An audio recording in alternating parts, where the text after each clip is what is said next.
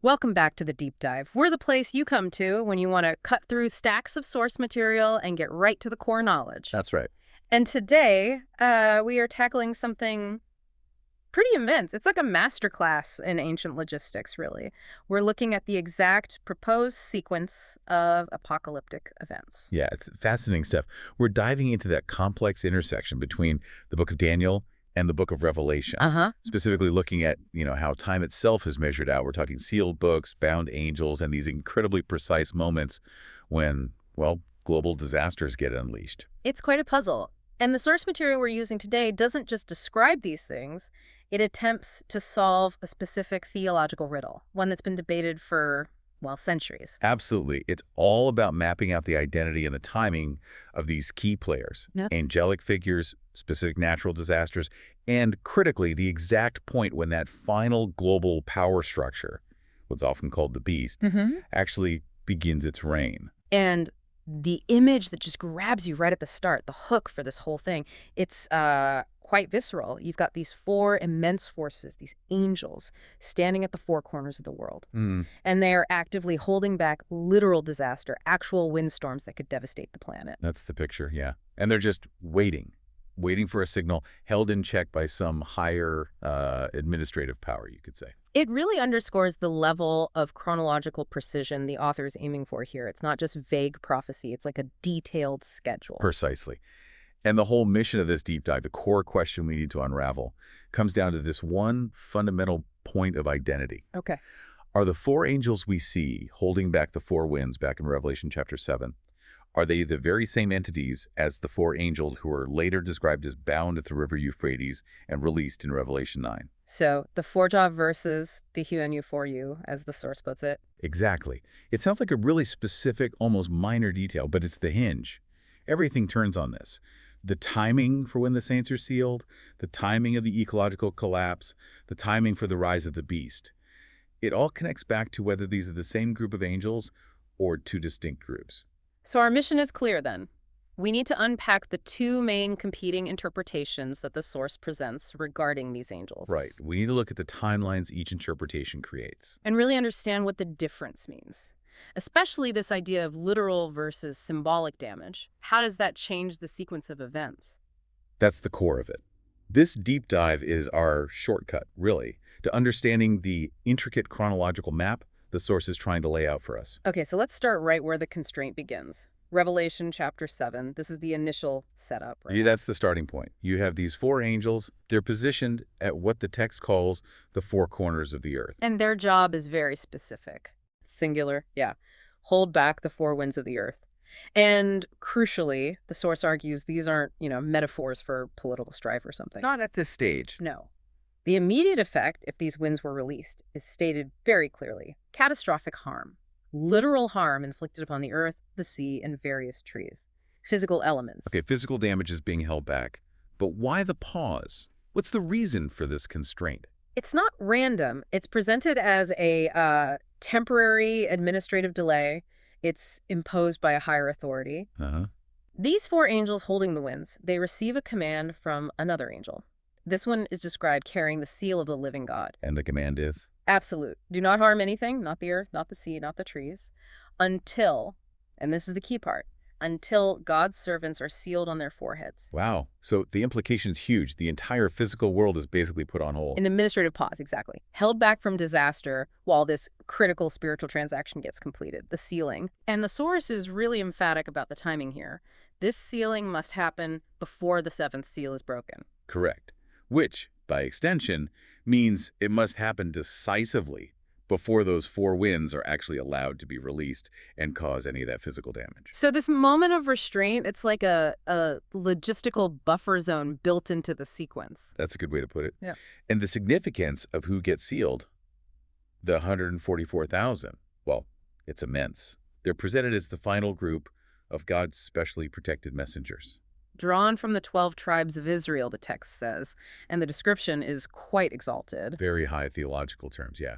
Undefiled, faithful, redeemed as the first fruits, the Okarkais. And critically, it says they're without deceit in their mouths. They represent this final purified group ready for a specific mission, right? Exactly. A final prophetic mission. And the source connects that spiritual seal directly to the power they'll need. Power for resistance, power for proclamation. Yes. It proposes something interesting here. While many believers might receive the Holy Spirit's initial gift, what the source calls the first fruits, Okay. the 144,000 are described as being uniquely sealed with something called the latter rain of the Holy Spirit. The latter rain. Okay, that term needs a bit more explanation. Yeah. How does the source differentiate that from the first fruits most believers might receive? What makes the latter rain specific to these 144,000? Well, the source explains the latter rain as this final, massive outpouring of the Spirit. It's seen as necessary to complete the spiritual harvest, essentially. Okay.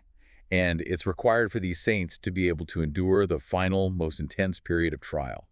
The first fruits are like the initial blessing, the down payment, maybe. Right. But the latter rain is the full, empowering force. It perfects their character, gives them the voice, the courage, everything they need for this final, very dangerous proclamation they have to make. Without the specific sealing, the source argues they just wouldn't be equipped. They wouldn't be equipped for what's coming next, no. This latter rain sealing is what enables their prophetic endurance. And the purpose of this sealing, this protection, which the source suggests lasts for 1,260 days, a very specific period. It's twofold. Twofold, yes. First, it acts as a kind of spiritual shield, protection against the intense deception and coercion that's about to flood the world. Okay, protection. And second, Second, it empowers them, give them the boldness to proclaim the eternal gospel to the entire world during this critical time. and their message isn't just general good news, is it? It's very specific to the time. Acutely specific and timely, yes. They're not just preaching salvation in a general sense. They are delivering a final, urgent warning directly related to the events unfolding. Which is? The core message is, do not receive the 666 mark. Do not engage in beast worship. It's a direct countermandate to the beast's authority. So their prophetic mission is timed perfectly to coincide with the beast's appearance and its attempt to establish control. Exactly. Which means the 144,000 must be sealed, prepared, and active before that intense political and economic coercion really kicks in.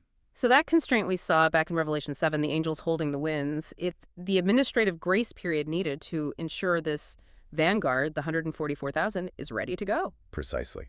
The whole sequence depends on it. Okay, now we get to the absolute heart of the matter, the central conflict that this whole deep dive revolves around. The identity of the angels. Are they the same group or not? Exactly. And it all hinges on how we interpret the damage that's described in the judgments that follow the sealing.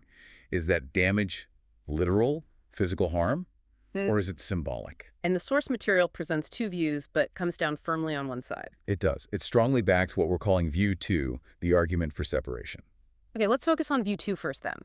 This view says the four winds of Revelation 7 are definitely not the same as the Euphrates four angels of Revelation 9. Correct. And the proof, according to this view, lies squarely in the timeline. What happens between the sealing in chapter 7 and the release of the Euphrates angels in chapter 9. Right. View 2 looks closely at the sequence of those first trumpet judgments, the ones that happen right after the seventh seal is opened in Revelation chapter 8. Precisely. Let's look at the destruction described there. Take trumpet 1 in Revelation 8, verse 7. What happens? It says, hail and fire, mixed with blood, fall upon the earth. And the result, is it vague? No, it's very specific. Tangible, measurable devastation. 1/3 of the actual earth is burned up. 1/3 of the trees are burned up. And all green grass is burned up. See, explicit quantities 1/3. Specific ecological targets, earth, trees, grass. It reads like a description of a physical event. And it continues with trumpet 2, verses 8 and 9. Something described like a great burning mountain or maybe a star is thrown into the sea. And again, the results are tangible, measurable. Yeah. 1/3 of the sea turns to blood. 1/3 of the sea creatures die. 1/3 of the ships are destroyed. It's a massive maritime disaster, affecting the environment, commerce, the food chain. So here's the key insight for view 2, according to the source.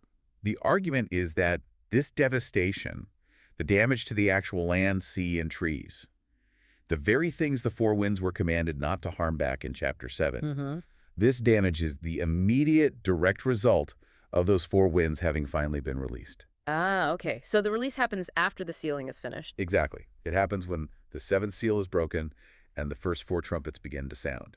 That's when the constraint is lifted and the winds do their damage. That makes the logic very tight, chronologically speaking. Right. If entity A, the four winds from Rev 7, is responsible for the physical damage we see in trumpets 1 through 4, Okay. and entity B, the Euphrates angels from Rev 9, is still explicitly described as being bound at the river Euphrates and isn't released until the sixth trumpet sounds much later. Then A and B cannot possibly be the same entity. That's the core argument of View 2. The destruction detailed in Revelation 8 is the immediate consequence of the Rev 7 angels being unbound first. And critically, this interpretation requires treating the damage to the land, sea, and trees as literal global events. It has to.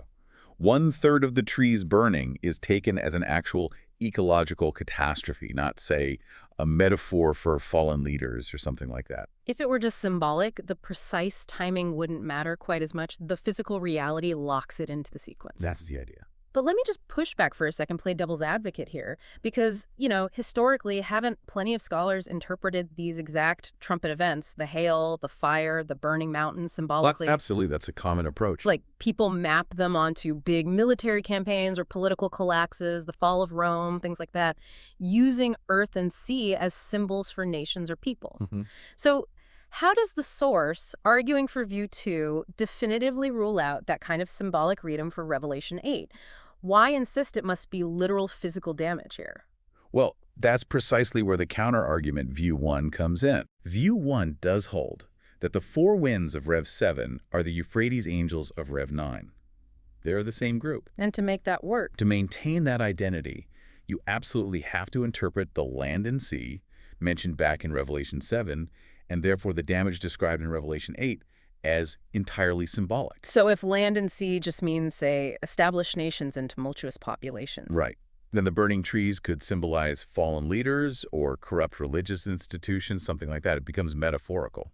And if the damage is symbolic, the argument would be, then the timing isn't locked down by physical events. Exactly. It loosens the timeline. Then the judgment executed by the Euphrates angels way later at the sixth trumpet could just be seen as the ultimate fulfillment of the warning given by those symbolic winds back in chapter 7. It all merges together. That's the logic of View 1. But the author of our source material rejects this quite strongly. Okay. They argued that the sheer scale and the specificity of the destruction described in Revelation 8, those precise fractions, 1/3 the specific types of ecological elements listed, makes it distinct. It reads differently from the later judgments, which are more clearly focused on humanity or political powers. So the source is saying context matters. The Rev 7 winds are released first, trumpets 1 to 4, to cause this initial literal physical devastation. It serves as a massive global warning. A warning, yes. After which, then the Euphrates angels are released, trumpet 6, to execute the next stage of judgment, which is far more focused, killing 1/3 of humanity. So the core sequence remains fixed in View 2. Literal earth devastation happens first. It cannot be simultaneous with the later events. That fixed sequence is fundamental to the source's entire interpretation. Okay, so if the first group of angels, the four winds of Revelation 7, cause that widespread, literal, physical, ecological damage, According to View 2, yes. then the second group, the Euphrates angels, seems to represent a major escalation. The focus shifts, right, from the environment to humanity itself and politics. Definitely an escalation. Now we shift focus to the sixth trumpet. This is the event that signals the start of what the text calls the second woe, the twin cell. And this is where those four angels we just distinguished from the Rev 7 group finally make their appearance. The Euphrates four angels, tuned to a strap. That's them. And notice they aren't just sort of released from heaven generally. The text is very specific about their location. Where? They are explicitly described as being bound at the great river Euphrates. The Euphrates. That location feels significant. It's a major geographical boundary in the Bible, often linked to ancient powers like Babylon or the edge of the Promised Land. Highly symbolic, yes. It suggests a connection to historical geopolitical forces, or perhaps a staging ground for a major event originating from that region. And their release isn't just random chaos either. There's this incredible specificity about the timing again. Unbelievably specific. They are prepared, the text says, for a particular year, month, day, and hour. Wow. And what is their purpose at that exact moment? To execute a massive, targeted judgment. They are set loose specifically to kill 1/3 of humanity. 1/3 of all people. That's staggering. A Yeah. truly catastrophic loss of life, marking a huge jump in the severity of the judgments. A massive escalation, yes. And this level of destruction is achieved through the force they command. It is. A colossal, overwhelming military force. The source highlights the number mentioned, 200 million horsemen. 200 million. That number itself is debated, isn't it? Literal army size or symbolic? It is. Some interpret it literally, perhaps representing armies mobilized from the vast populations east of that Euphrates boundary. Others see it as symbolic of an immense, unstoppable military power destined to carry out God's judgment. Either way, the scale is unprecedented. Now, what happens after this mass casualty event is critical for understanding the political timeline the source is building. Absolutely crucial. Yeah. The source emphasizes that it's after these Euphrates angels are released and after that 1/3 of humanity is killed. Then what? Then the beast emerges, comes forth from the symbolic sea and land. Ah, okay. So the release of the Euphrates angels and the massive death toll directly precedes and perhaps enables the rise of this final global power. That's the key link. And this transition point powerfully reinforces the separation argument, U2. How so? Think about the targets. The Rev 7 winds, released to trumpets 1 to 4, Yeah. cause damage to the literal planet Earth, trees, sea, physical stuff. Right. But the Rev 9 Euphrates angels, at trumpet 6, cause the death of 1/3 of humanity, and then they facilitate the rise of the beast from the symbolic sea and land. So sea and land here are being read symbolically, representing nations and established systems. Exactly. The tumultuous masses of people, sea, and the more structured religious or political systems, land. The Euphrates angels' actions are directly linked to the emergence of political power from these symbolic realms. They explicitly raise the beast from the sea and land. Different function, different target, different timing. Supports the idea of two distinct groups of angels. That's the argument. It leads us straight into the nature of this beast that arises in Revelation 13. Which is described in terrifying detail. 10 horns, 7 heads, and it gets its power, its throne, its authority directly from the dragon, who is identified as Satan. Yes. And what's particularly compelling, as the source points out, is how this beast isn't presented as something entirely new. It's a synthesis of historical evil, a culmination. How so? It's shown as the ultimate amalgamation of past empires. The source clearly states it inherits characteristics from those 4 beasts Daniel saw centuries earlier. It has features of the leopard, the bear, and the lion. The oku. Oh. So combining the speed and strategy of Greece, leopard, the crushing force of Persia, bear, and the dominance of Babylon. Exactly, all synthesized together. But it's also infused with the overwhelming, dreadful power associated with Daniel's 4th beast, which represents Rome. It's a composite monster drawing power from all its predecessors. So we're looking at a predicted global structure that combines the military might, the territorial reach, the administrative features of all these past empires, but operating on an unprecedented global scale. That's the picture.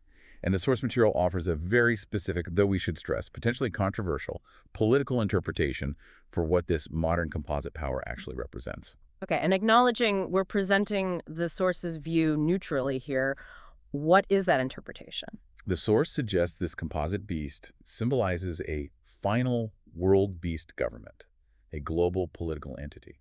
And it further suggests that this world government is ultimately taken over by, or perhaps deeply intertwined with, what the source specifically calls the Babylonian papacy. Okay, so that interpretation views the final power as a fusion. You have secular global governance, the political beast power combined with or dominated by a powerful global religious authority that wields that political power. That's the specific interpretation offered in the source. And in this view, the release of the Euphrates angels, with the resulting death and chaos, acts as the catalyst. The punitive event that clears the path for this final consolidated global power, this beast system, Right. to fully ascend and take control. Now, to really grasp this idea of the composite beast and the symbolism of the winds stirring up the sea, we probably need to rewind. Go back to the source of that imagery. Absolutely. We have to step back to Daniel chapter 7. This is really the origin story for this whole concept of winds bringing forth political powers. Right. Daniel has this vision. He sees the 4 winds of heaven sweeping over the great sea. Yale. And what happens as a direct result of these winds hitting the sea? 4 great beasts emerge. before they come up out of the sea. And crucially, the interpretation is given right there in Daniel. It's not left ambiguous. These beasts explicitly represent 4 kings or 4 kingdoms for us and foro. So right from the start in Daniel, the winds and the sea are explicitly linked to political dynastic power shifts. It's symbolic language for geopolitics. Precisely. We're immediately in the realm of political symbolism. And let's just quickly recap those historical parallels because they form the building blocks for the Revelation beast. The source confirms the standard interpretation here, right? Yes, the standard view. The 4 beasts symbolize Babylon, represented by the lion, Okay. then Persia, the bear, then Greece, the swift leopard, and finally, that 4th, unnamed, dreadful, iron-toothed beast, universally understood as Rome. So Daniel 7 depicts a sequence of major world empires rising and falling, driven by these symbolic winds of conflict and change acting upon the sea of humanity. Exactly. Now, this connection in Daniel 7 is precisely what the author uses as the linchpin, the ultimate proof, for view 2, the argument that the Rev 7 winds and the Rev 9 Euphrates angels are separate. Okay, how does Daniel 7 prove the separation in Revelation? Because we now have 3 distinct wind events described across these prophetic books. And the key, the source argues, is to look at the consequence of each event. What does each wind do? All right, let's compare them side by side based on the source's view. First, Daniel 7's 4 winds. Consequence. Purely political symbolism. The rise of 4 beasts nations, kings emerging from the symbolic sea of humanity. The winds here represent geopolitical strife, causing kingdoms to rise. Okay, second comparison point. Revelation 7's 4 winds, the ones held back initially. Consequence. According to view 2, it's literal ecological devastation. When they're finally released, at trumpets 1 to 4, they cause the burning of 1/3 of the actual earth, sea, and trees, as detailed in Revelation 8. This is presented as an environmental judgment, a physical warning. Got it. Literal damage to the planet. And third, the Revelation 9 Euphrates angels. Technically not called winds, but functioning similarly as agents of judgment released at a specific time. Right. And their consequence, it's twofold. First, punitive human judgment, the killing of 1/3 of humanity. And second, political facilitation. Their actions are immediately followed by the rise of the composite beast government from the symbolic sea and land. So the source draws a sharp distinction based on the outcome. A very sharp distinction. The source insists that the 4 winds of Daniel 7, causing symbolic kingdoms to rise, are structurally and consequentially linked to the Euphrates angels of Revelation 9, causing human death and the rise of the final beast. Why link those two specifically?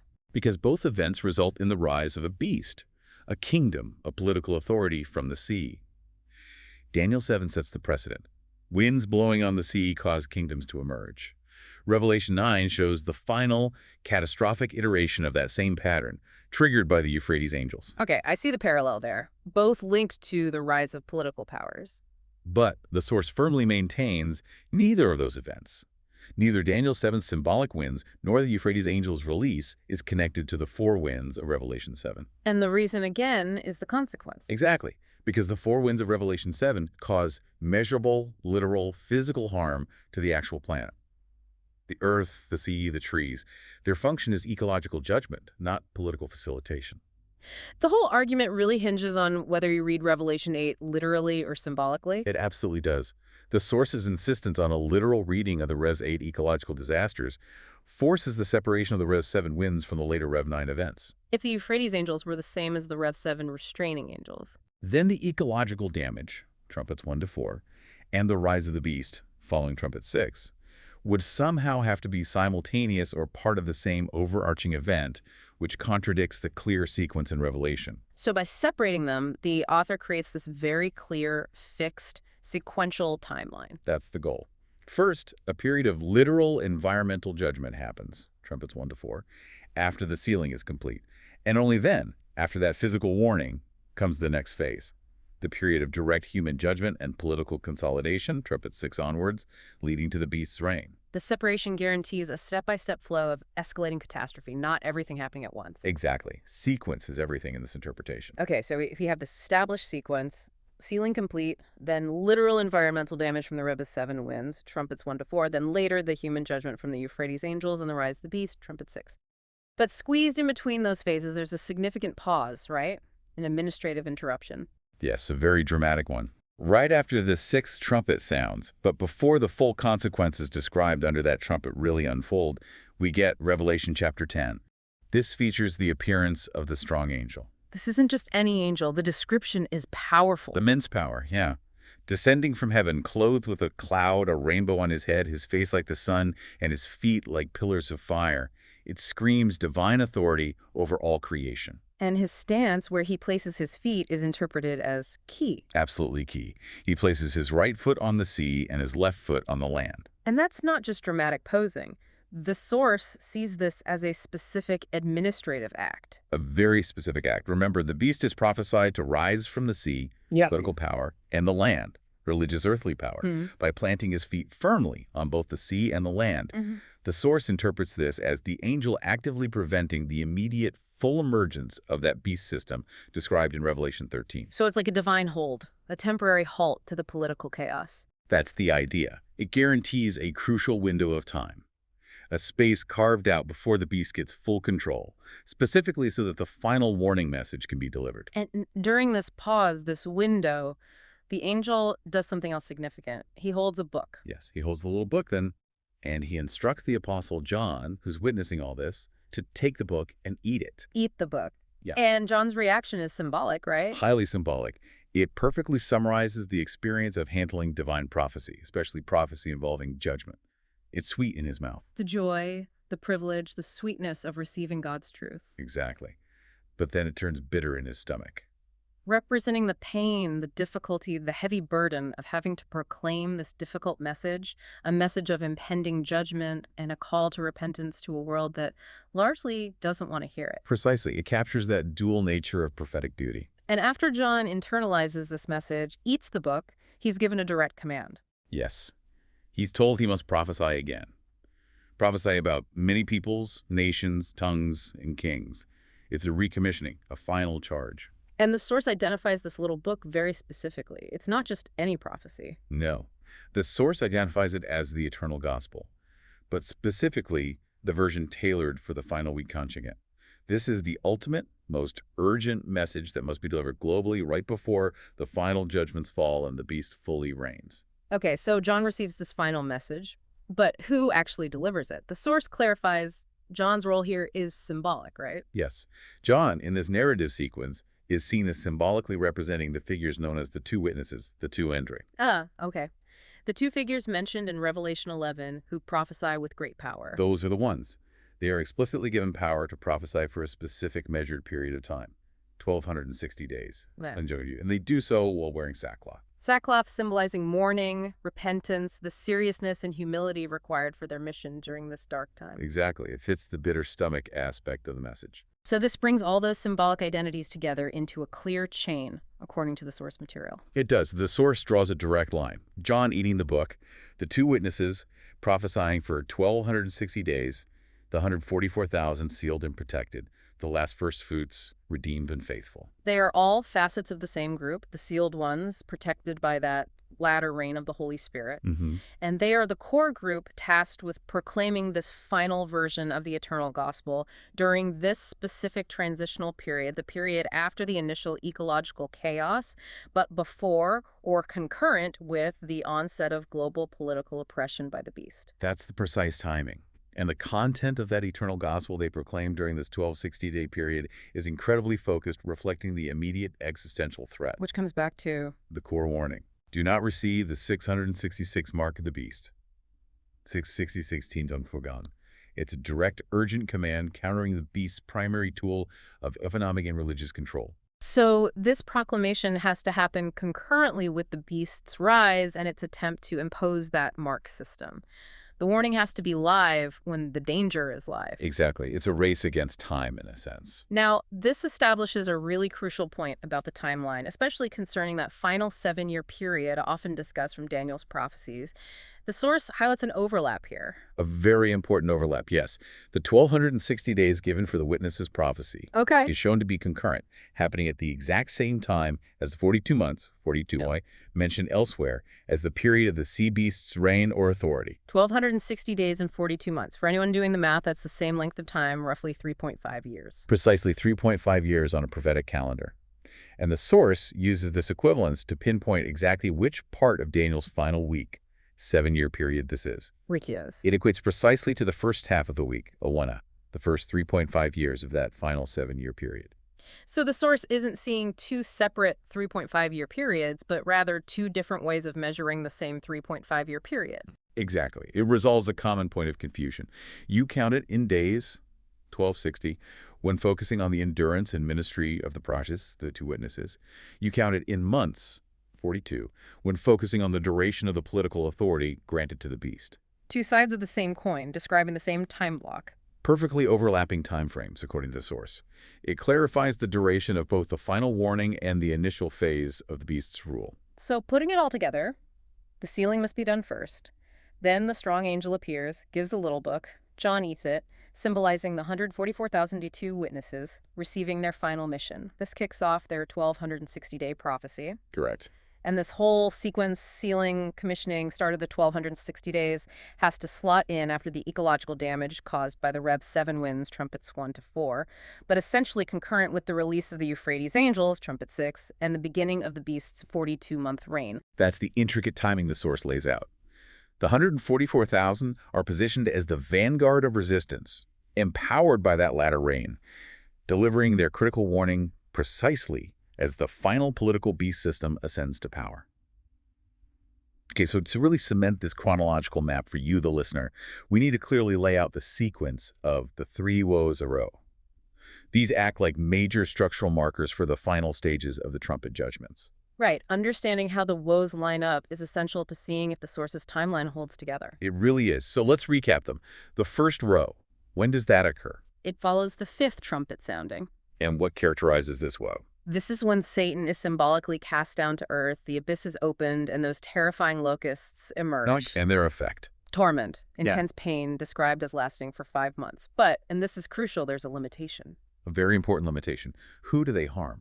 They only harm those who do not have the seal of God on their foreheads, the unsealed. Exactly. So this first woe serves as a crucial confirmation, right, within the text of the effectiveness of that sealing we discussed earlier. The 144,000 are explicitly protected from this initial wave of demonic torment. Okay, first woe clear, then comes the second woe, which follows the sounding of the sixth trumpet. And this one, the source stresses, is dual-natured.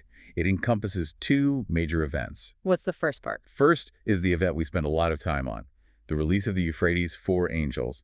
This results in that catastrophic death toll, 1/3 of humanity killed. A massive, devastating judgment. And the second part of this second woe. This immediate consequence of the Euphrates angels' work, the commencement of the beast's 666 reign, the establishment of that global political and economic control system.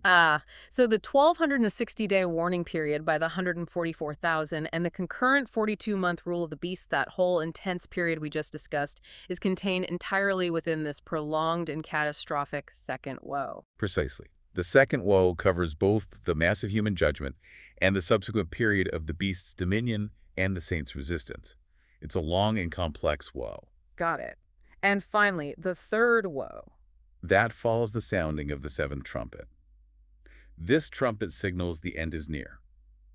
The third woe encompasses the absolute final phase of judgment, which includes primarily the pouring out of the 7 plagues, also called the 7 bowls of wrath, 17.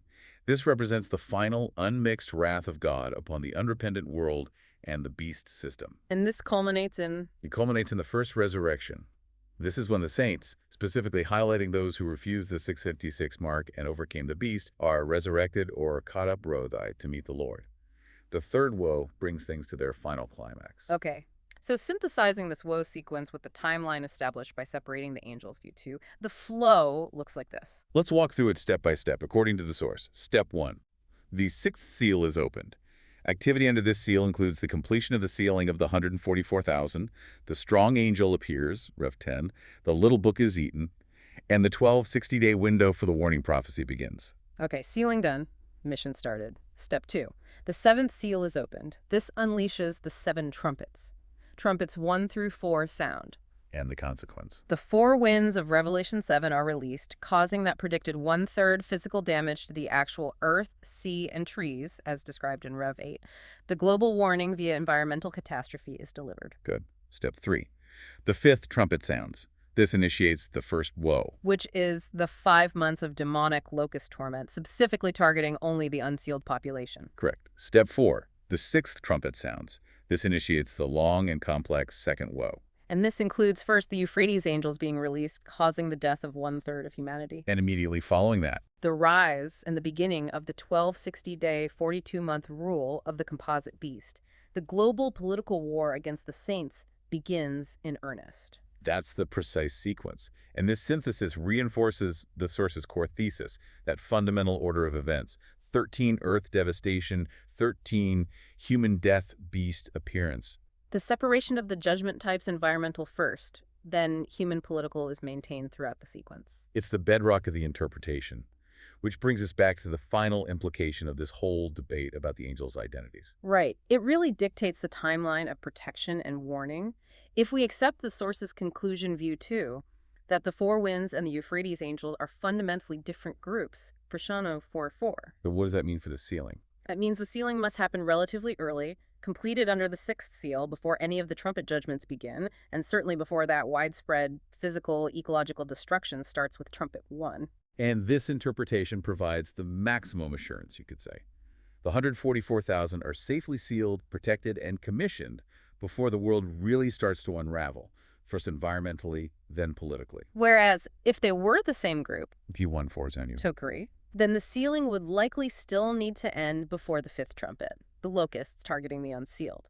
But critically, you'd have to interpret the damage in Revelation 8, trumpets 1-4, as purely symbolic. Because that damage would somehow be part of the same event complex initiated by the angels released only at the sixth trumpet. It forces a symbolic reading. Exactly. It merges the initial warning phase with the later political judgment phase. But by insisting on the literal nature of the Rev 8 damage, the author forces the separation. Forcing a clear distinction in timing and identity for the two groups of angels. And thereby securing that specific time frame for the 144,000's mission, firmly positioned between the initial environmental warnings and the ultimate storm of global political oppression under the beast. Hashtag tag outro. Well, we really dove deep today, didn't we? Into the intricate choreography of the apocalypse as presented by this source. It's incredibly detailed. And it shows just how much prophetic timing, how the whole sequence can hinge on what seems like a single interpretive decision. That's right. Whether you read the damage described to the land and sea as literal physical events or as purely symbolic language. That one choice dictates the relationship between those restraining forces, the four winds of Rev 7, and the later punitive, politically connected forces, the Euphrates angels of Rev 9. It really is like cracking a code, a forensic timeline. It is. And the source material, by arguing strongly for the separation, maps out this highly detailed, quite rigid sequence. And the outcome of that sequence. It reveals a timeline that consistently guarantees that the 144,000 those sealed against harm, empowered by that latter rain, are always present, always protected, and actively proclaiming that final eternal gospel before the absolute worst of the devastation, both the physical and the governmental, fully unfolds. They are positioned strategically. Fascinating. And, this brings us to our final thought for you, the listener, to take away from this deep dive. This entire analysis, this whole complex structure we unpacked, really hinged on that fundamental question. How do we interpret language?